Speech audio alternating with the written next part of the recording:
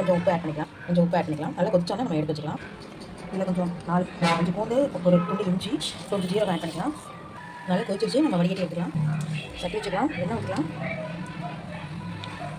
இதில் வந்து கடுகு, உளுந்து ஆட் பண்ணிக்கலாம். கொஞ்சம் பெருங்காயத்தூள் ஆட் பண்ணிக்கலாம். இந்த ஸ்டேஜில் நம்ம கொஞ்சம் கருவேப்பிலை கொத்தமல்லி ஆட் பண்ணிக்கலாம்.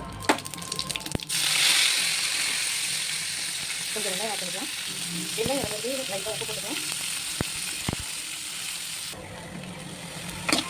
வெங்காயம் நல்லா வதங்கணும். நம்ம இஞ்சி பூண்டு பேஸ்ட் வந்து ஆட் பண்ணிக்கலாம். நல்லா பச்சை வாடை போனதுக்கப்புறம் நம்ம தக்காளி ஆட் பண்ணிக்கலாம்.